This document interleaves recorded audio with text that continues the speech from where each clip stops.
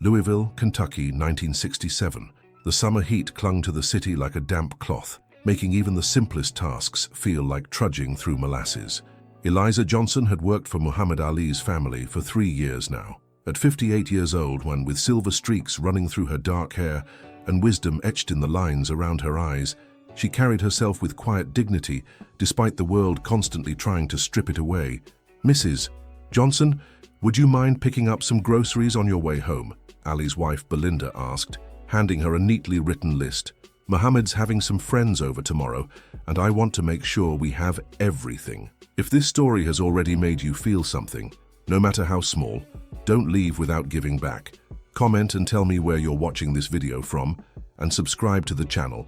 Eliza nodded with a warm smile, tucking the list into her purse. "Of course, Mrs. Ali. I'll stop by Garrett's Market on my way home." She had learned to navigate Louisville's complex racial landscape with practiced caution, knowing which stores would serve her without incident, which bus drivers wouldn't force her to the back, which parks she could sit in to rest her tired feet. That afternoon, with shopping bags cutting into her palms and the sun beating down mercilessly, Eliza spotted an empty bench in the small park near Chestnut Street. Her feet throbbed from standing all day, and the 2-block walk to the bus stop stretched before her like miles. The bench stood empty, inviting, and without thinking, she lowered herself onto it with a sigh of relief. "Hey, you can't sit there." The voice came sharp and sudden, like a whip crack. A white police officer, his face flushed pink with heat and indignation, strode toward her with purpose. "Can't you read the sign, lady?" Eliza's heart sank as her eyes found the small plaque at the end of the bench, "Whites only." How had she missed it? After all these years of careful navigation, how had she made such a careless mistake? "I'm sorry, officer," she said, rising quickly, her knees protesting the sudden movement. "I didn't see the—" "Don't give me excuses," he interrupted, his voice rising. People were turning to stare now, conversations halting mid-sentence as the scene unfolded. "You people think you can just ignore the rules whenever you want." "Please, sir, I just needed to rest a moment. My feet—" "Your feet are your problem, not mine." He pointed to a bench 50 yards away, near the park's back entrance. "You want to sit? You sit over there where you belong." Heat flushed Eliza's face as she gathered her bags, not from the summer sun, but from the burning humiliation that crawled across her skin as dozens of eyes watched her shame. A young white woman with a stroller looked away uncomfortably. A businessman pretended to be absorbed in his newspaper. No one spoke up. "You need me to escort you, or can you find your way?" the officer asked, his hand resting casually on his baton. "I can find my way," Eliza whispered, her voice barely audible over the pounding of her heart. She didn't sit on the other bench. Despite her aching feet, despite the heavy bags cutting circulation to her fingers, she walked straight to the bus stop and stood waiting, her back rigid, her eyes fixed forward, refusing to let the tears fall until she was alone in the privacy of her own home. When she arrived at the Ali residence the next morning, her hands trembled slightly as she hung up her coat, but her face betrayed nothing. Years of practicing dignity under fire had taught her to compartmentalize, to tuck away the indignities so they wouldn't interfere with her work, her life. "Morning, Mrs. Johnson," Muhammad Ali's voice carried from the kitchen doorway. At 25 years old, the heavyweight champion of the world stood with an easy confidence that seemed to fill any room he entered. "You're looking tired today. Everything okay?" "Just fine, Mr. Ali," she answered automatically, the response so practiced it required no thought, just the heat getting to these old bones. But Muhammad Ali hadn't become a champion by missing details. His eyes, quick enough to spot an opponent's weakness in the ring, saw the slight tremble in her hands, the careful way she avoided his gaze. "Mrs. Johnson," he said, his voice gentler now, "I've known you 3 years. You don't have to pretend with me." Perhaps it was his kindness that broke through her carefully constructed walls. Perhaps it was simply that the dam had been holding back too much for too long. Whatever the reason, Eliza Johnson found herself sitting at Muhammad Ali's kitchen table, a cup of coffee growing cold between her hands as she recounted the previous day's humiliation. Ali listened silently, his expressive face growing darker with each detail, his legendary hands curling into fists and then releasing, curling and releasing, a physical manifestation of barely contained rage. "They can't keep treating us like this," he said finally, his voice quiet but vibrating with intensity. "They can't keep treating you like this, Mrs. Johnson." "It's just how things are," she replied, the resignation in her voice born from decades of similar experiences. "No," Ali said, rising to his full height, his eyes flashing with the same determination that had made him declare himself the greatest to a disbelieving world. "It's how things have been, but that doesn't mean it's how they have to stay." Muhammad Ali paced the length of his living room, the muscles in his jaw working as he processed what Mrs. Johnson had told him. His wife Belinda watched him with concern from the doorway. "What are you thinking, Muhammad?" she asked, knowing that look all too well. It was the same expression he wore before making decisions that shook the world, like refusing the draft, like changing his name from Cassius Clay. "I'm thinking about respect," he replied, his words measured and deliberate. "About dignity, about Mrs. Johnson sitting on that bench yesterday and being treated like she wasn't even human." Belinda nodded. "It's terrible, what happened to her, but it's not exactly unusual. It happens to black folks every day in this city." "That's exactly the problem," Ali said, stopping his pacing to look directly at her. "It happens every day, and people just accept it like it's normal, like it's okay." He shook his head. "Well, I don't accept it, and I won't pretend it's okay." The next morning, Ali made several phone calls, first to his lawyer, then to a few friends in the local civil rights movement, and finally to the mayor's office. The mayor's secretary initially tried to brush him off, but when she realized who was calling, the mayor himself was suddenly available. "Mr. Mayor," Ali said, his voice carrying the same confident authority it did when he addressed crowds of thousands. "We need to talk about the segregated benches in Chestnut Park." There was a pause on the other end of the line. "Mr. Ali, I understand your concern, but those ordinances are wrong," Ali interrupted, "and you know they're wrong. My housekeeper, a 60-year-old woman who works harder than anyone I know, couldn't rest her feet for 5 minutes yesterday without being humiliated in public. I sympathize. But changing city ordinances isn't something that happens overnight. There are procedures, committees." "I'm not asking for overnight," Ali said. "I'm asking for a commitment, a public commitment that you'll work to change this. Because if I don't get that commitment, I'm going to sit on every whites-only bench in this city tomorrow, and I'm bringing reporters with me." The silence that followed was heavy with implication. Muhammad Ali was not just any citizen making a complaint. He was the heavyweight champion of the world, a figure whose every move made headlines, whose words carried weight far beyond Louisville's city limits. "I'll see what I can do," the mayor finally said, his tone cautious. "That's not good enough," Ali replied. "I need your word that you'll address this at the next city council meeting. Not just the benches, all of it, the segregated water fountains, the segregated restrooms, all of it." When he hung up the phone, Belinda was watching him with a mixture of pride and concern. "You know they're going to fight you on this," she said. "Heard the same way they fought you on the draft." Ali nodded. "I expect them to. Fighting is what I do best." That evening, as Mrs. Johnson was preparing to leave for the day, Ali approached her with an unusual request. "Mrs. Johnson, would you come with me tomorrow? There's something I'd like to show you." She looked at him with surprise. "Where to, Mr. Ali?" "That park, the one with the bench." She stiffened visibly, her eyes widening. "I don't think that's a good idea." "Trust me," he said, with the same confidence that had carried him through 29 professional victories. "I promise you won't regret it." The next morning, a small crowd had gathered at Chestnut Park. Word had spread, as it always did when Muhammad Ali was involved, and curiosity had drawn onlookers. Among them were several reporters, notepads at the ready, and a handful of police officers watching the scene with wary eyes. Ali arrived with Mrs. Johnson beside him, along with his lawyer and 3 prominent members of Louisville's civil rights community. Without hesitation, he walked directly to the bench where Mrs. Johnson had been humiliated, the whites only sign still prominently displayed. "This bench," he announced, his voice carrying across the suddenly quiet park, "is public property, paid for with taxpayer dollars. Mrs. Johnson's taxpayer dollars." He turned to her. "Mrs. Johnson, would you like to sit down?" The crowd seemed to hold its collective breath. The police officers shifted uncomfortably, hands moving instinctively toward their batons. Mrs. Johnson looked at the bench, then at the gathering crowd, fear and uncertainty visible in her eyes. "I don't want any trouble," she whispered. "There won't be any trouble," Ali assured her, though his eyes tracked the movements of the approaching officers. "Not today." As Mrs. Johnson slowly lowered herself onto the bench, a police officer stepped forward. "Sir, she can, and she is," Ali interrupted, his voice calm, but brooking no argument. "And if you have a problem with that, you'll have to arrest me too." He sat down beside Mrs. Johnson, placing a protective arm around her shoulders. "And my lawyer here, and all these fine people." He gestured to the civil rights activists who were now moving to join them on and around the bench. The officer hesitated, looking from Ali to the growing crowd, many of whom had pulled out cameras. The last thing the Louisville Police Department needed was photographs of them arresting the heavyweight champion of the world for sitting on a bench. "I have a statement from the mayor," Ali's lawyer announced, pulling out an official-looking document.